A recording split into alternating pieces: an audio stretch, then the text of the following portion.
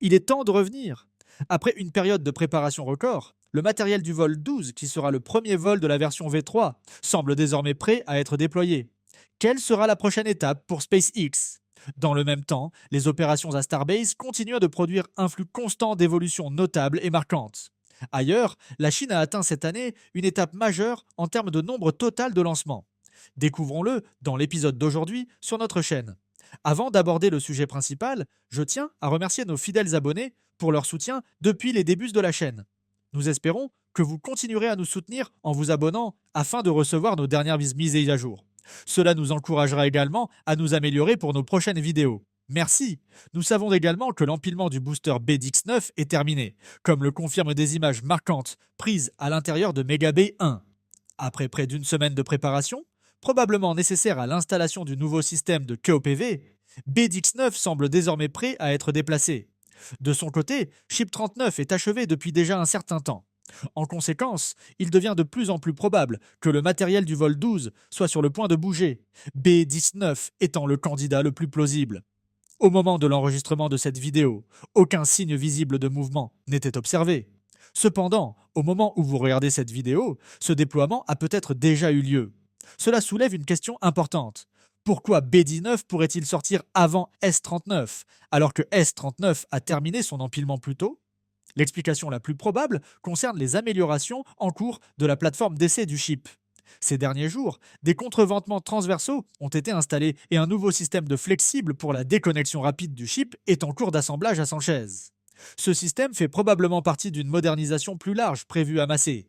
Pour cette raison, la plateforme d'essai du chip nécessite sans doute encore du temps avant d'être pleinement opérationnelle. Dans ces conditions, commencer les essais avec le booster en premier devient l'approche la plus logique.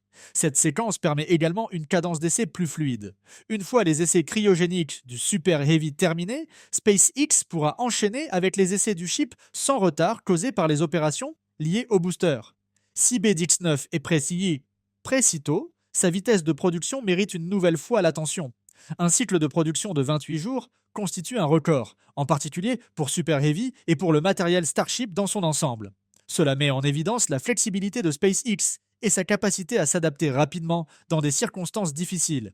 Ce niveau de performance deviendra de plus en plus crucial à l'avenir. Si BD9 a effectivement été déplacé, il subira d'abord un essai de résistance avant de passer aux essais cryogéniques. Ce processus reproduit celui appliqué à B18 et vise à vérifier l'intégrité des structures critiques, telles que les réservoirs de carburant et les conduites internes, avant tout chargement d'ergols. Si cette phase se déroule sans encombre, les essais cryogéniques pourraient avoir lieu au cours des premiers jours de la nouvelle année.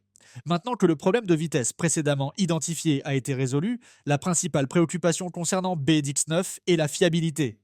Personne ne souhaite revivre les problèmes rencontrés il y a un peu plus d'un mois, d'autant plus que B19 a été construit selon un calendrier de production très serré. Espérons que SpaceX a mis en œuvre les améliorations nécessaires durant cette phase de production afin d'éviter que des problèmes similaires ne se reproduisent. Alors, que se passe-t-il ensuite? Après les essais cryogéniques, B19 retournera à Megabay. C'est à ce moment-là que la mise à niveau V3 la plus importante sera installée, les moteurs Raptor 3. Une fois cette étape achevée, le booster sera très proche de démontrer l'ensemble de ses capacités de performance. Alors, êtes-vous prêts à suivre les progrès continus de BDX9 et peut-être aussi de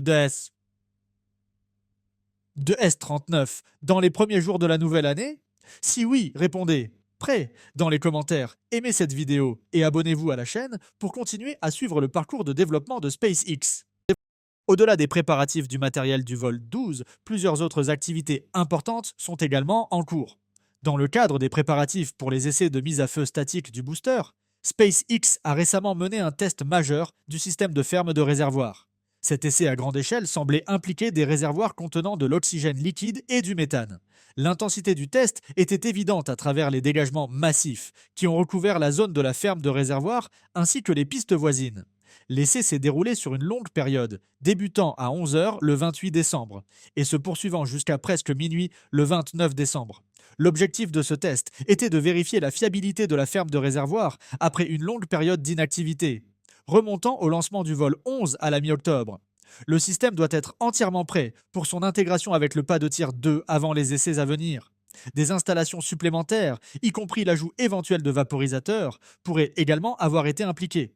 Une section associée a récemment été acheminée vers le site de lancement, probablement dans le cadre des améliorations en cours de la ferme de réservoir. En outre, comme mentionné dans une mise à jour précédente, SpaceX procédera également à des essais des QOPV amassés.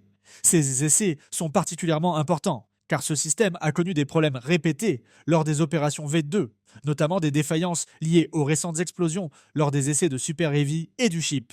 Des images récentes de Star Factory et de BD-9 suggèrent des changements substantiels apportés à ce système.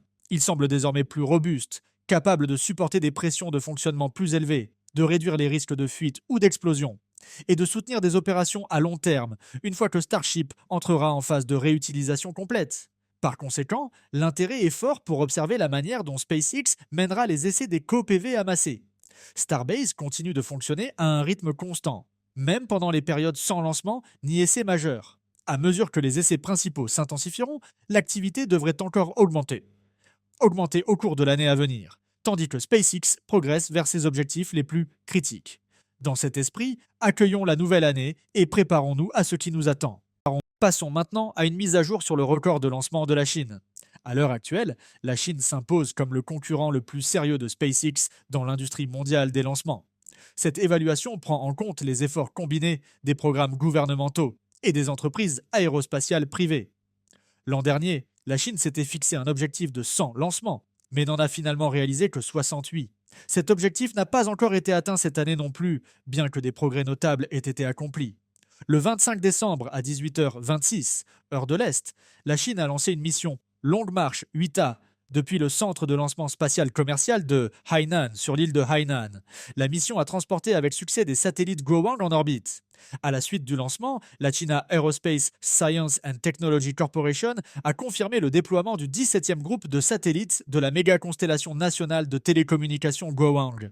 Ces satellites ont été placés sur une orbite à 910 km d'altitude, avec une inclinaison de 50 degrés. Cette mission a été suivie peu après par un lancement de longue marche 3B à 11h07, heure de l'Est, le 26 décembre, depuis le centre de lancement de satellites de Xichang, dans la province du Sichuan. Cette mission a transporté le satellite météorologique Fangyun 4C vers une orbite géostationnaire, la casquée confirmant le déploiement réussi de la charge utile. Avec ces 2 lancements consécutifs, la Chine a officiellement atteint 90 lancements en 2025. Cela place le pays à proximité de son objectif précédemment annoncé de 100 lancements pour 2024. Si les missions prévues de Longue Marche 4B et de Longue Marche SEPTA se déroulant le 30 décembre, ce record pourrait encore augmenter. Les progrès de la Chine continuent d'être portés par un partenariat solide entre les organismes aérospatiaux gouvernementaux et un secteur privé en expansion. Le pays exploite une large gamme de lanceurs et bénéficie d'un fort soutien de l'État, ce qui lui permet d'éviter bon nombre des défis bureaucratiques et environnementaux rencontrés aux États-Unis. Cela dit, la domination de SpaceX reste évidente. SpaceX avait atteint 90 lancements il y a 2 ans, et son total actuel était presque le double de celui de la Chine. Même ainsi, toute complaisance serait une erreur. Falcon 9 approche probablement des dernières phases de sa vie opérationnelle, tandis que la Chine continue de déployer une flotte de fusées large et en constante croissance. Tant que Starship ne sera pas pleinement opérationnel, cette concurrence restera un élément important à surveiller. Parallèlement, les autres fournisseurs de lancement américains devront continuer à progresser afin de soutenir le leadership spatial des États-Unis. Au-delà du nombre de lancements, les missions chinoises récentes ont produit des résultats concrets. La mission Longue Marche 8 a porté la constellation Guowang à 136 satellites, ce qui reste très loin du réseau prévu de 13 000 satellites. La Chine vise 400 satellites d'ici 2027, bien que le calendrier final demeure incertain. Dans le même temps, la mission Longue Marche 3B a renforcé le système de satellites météorologiques Fangyun de la Chine. La Longue Marche 8 est une version améliorée de la Longue Marche 8, spécifiquement adaptée aux missions Guowang. La principale amélioration concerne le 2e étage, avec un diamètre de coiffe porté de 3,35 mètres à 5,2 mètres. La fusée mesure 50,5 mètres de hauteur et est capable de placer 7 tonnes métriques sur une orbite héliosynchrone. Cette mission a marqué le 6e vol de la Longue Marche 8A et le 9e lancement depuis le centre de lancement spatial commercial de Hainan, un site qui reflète l'orientation progressive de la Chine vers des lancements côtiers après des décennies d'opérations à l'intérieur des terres. Il sera intéressant d'observer ce que la Chine accomplira l'année prochaine après cette étape et comment SpaceX et les États-Unis y répondront.